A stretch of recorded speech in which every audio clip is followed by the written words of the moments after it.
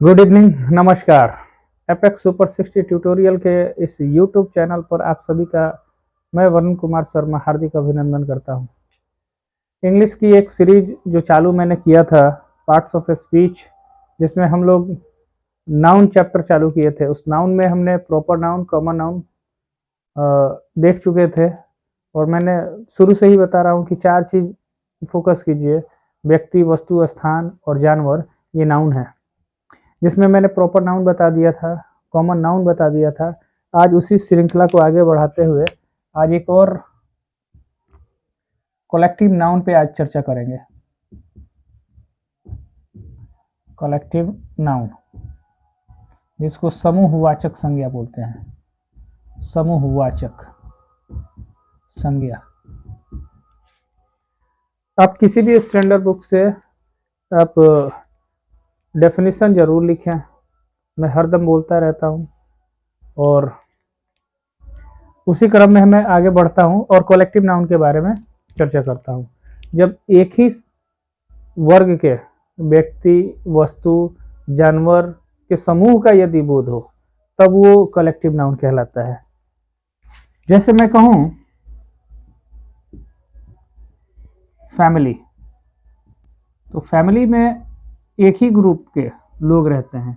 जैसे मान के चलिए एक फैमिली में ग्रैंडफादर है, ग्रैंड मदर है, फादर है, अंकल है, मदर है, ब्रदर्स सिस्टर्स हैं, तो एक ही वर्ग के लोग हैं। तो उस नाउन को हम लोग कलेक्टिव नाउन में रखते हैं। उसी तरह जैसे मैं कहूं मॉब, भीड़, रश, ये भी भीड़। तो ये जितने भी शब्द आप देख रहे हैं, इनसे व्यक्तियों का, एक ग्रुप ऑफ पर्सन्स का जो है वो कलेक्टिव नाउन कहलाता है। जैसे कि मान लीजिए मैं कहूं आर्मी, तो इसमें एक व्यक्तियों का समूह होगा, एक ही जाति वर्ग का विशेष की बोध होगा, तब वहां पे हम कह सकते हैं कि वो कलेक्टिव नाउन है। जैसे फेयर, मेला, मेला में सब लोग जितने भी हैं, स्त्री हो, पुरुष हो, बच्चे हों, तो ये सब मिला के मेला, जिसमें समूह का बोध होता है, वो उसको हम लोग कलेक्टिव नाउन के अंतर्गत रखते हैं। जैसे कमिटी हो गई, समिति, ये भी आपका कलेक्टिव नाउन है। तो जितने भी ये शब्द आप देख रहे हैं बोर्ड पे, जिनसे समूह का बोध होता है, व्यक्तियों का हो, वस्तुओं का हो, जानवरों का हो, उन सबको हम लोग कलेक्टिव नाउन के अंतर्गत रखते हैं। जैसे टीम हो गया, जैसे टीम यानी ग्रुप ऑफ प्लेयर्स, तो वो कलेक्टिव नाउन है। कलेक्टिव नाउन की एक श्रृंखला है, उसको हम लोग देखेंगे स्टैंडर्ड बुक से। और कुछ ऐसे वर्ड्स है जैसे कमिटी, इसका स्पेलिंग जरूर याद रखेंगे, बहुत इंपॉर्टेंट है। कई बार एग्जाम में एसएससी में करेक्ट मिसस्पेल्ड जो वर्ड आते हैं, उसमें ये सारे शब्दों को इंक्लूड कर दिया जाता है। तो जो क्लिष्ट वर्ड है उसका एक नोट्स बनाए। प्रीवियस ईयर का अगर आप लोग यदि देखते हैं, प्रीवियस ईयर बनाते हैं, तो वहाँ से आपको चीज़ समझने में सहूलियत होती है। तो यहाँ पे वर्ड्स का खास ध्यान रखें। इंग्लिश पढ़ते हैं तो वर्ड मीनिंग के आपके पास स्टॉक होना चाहिए, जिससे आपका इंग्लिश जो है वो इम्प्रूव हो जाएगा। टीम हो गया, जैसे कि मैं कह दूं क्या, लाइक आर्मी, फैमिली, क्राउड, जो ये शब्द हैं, इसी को हम क्राउड भी कहें, इसका भी मीनिंग भीड़ होता है। ये सारे चीज कलेक्टिव नाउन होते हैं। तो इस प्रकार कलेक्टिव नाउन क्या है कि व्यक्तियों और वस्तुओं के जिससे समूह का बोध हो, तो उसको हम लोग कलेक्टिव नाउन कहते हैं। ठीक है। जैसे फॉक हो गया, FLOCK, झुंड। अब किसी का भी झुंड हो सकता है, लेकिन ये पर्टिकुलर शब्द के लिए हम लोग नए वीडियो में मैं कुछ कलेक्टिव नाउन एक जगह बोर्ड पे लिख दूंगा, आप वहां से नोट डाउन कर लेंगे और उस कलेक्टिव नाउन को जरूर याद कर लेंगे, क्योंकि वहां से बहुत सारे डायरेक्ट क्वेश्चन पूछे जाते हैं एग्जाम्स में, तो आपके लिए बहुत ही हेल्प होगा। और मैं इस वीडियो को और आगे बढ़ा रहा हूँ थोड़ा सा। आज हम सोच रहे हैं कि मटेरियल नाउन भी आज निपटा दें। तो उम्मीद करता हूँ कि आपको चीज़ें समझ में आ रही होंगी।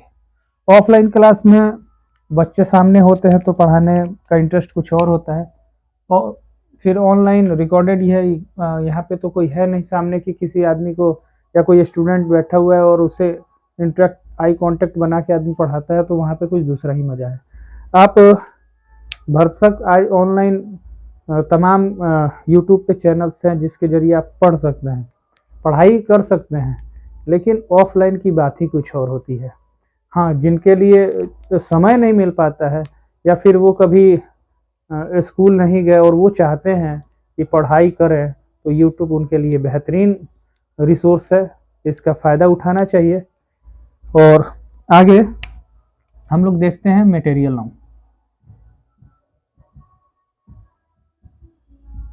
जिसको द्रव्यवाचक संज्ञा बोलते हैं। द्रव्यवाचक संज्ञा ऐसा नाउन जिससे नापा या तौला जाए, नापा या तौला जाए, उसको हम लोग मटेरियल नाउन कहते हैं। मटेरियल नाउन जैसे मान लीजिए वाटर, घी, ऑयल,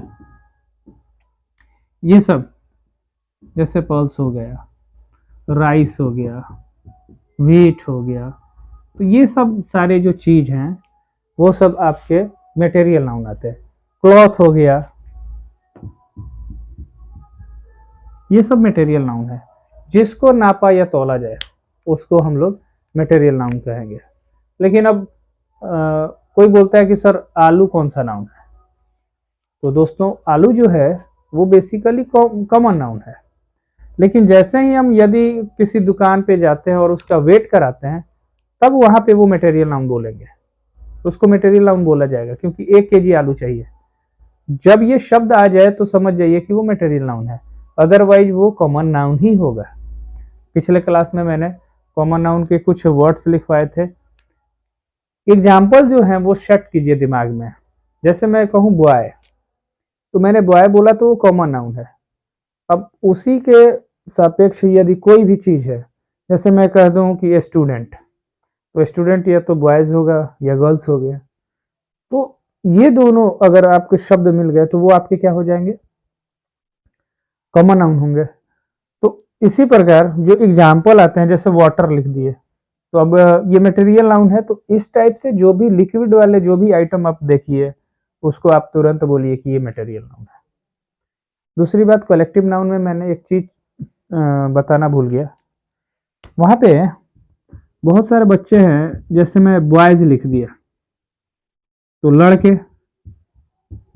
तो वो कहते हैं कि सर लड़के जब हो गया तो ये कलेक्टिव नाउन है, तो कलेक्टिव नाउन नहीं है वो हमको थोड़ी पता चल रहा है कि वो एक जगह है, झुंड में बना के बैठे हुए हैं, है ना। लेकिन कुछ ऐसे शब्द हैं जैसे फैमिली है, तो फैमिली में जाहिर सी बात है कि मम्मी पापा दादा दादी चाचा चाची और भाई बहन सब लोग रहते हैं, तो वहां पे वो कलेक्टिव नाउन है।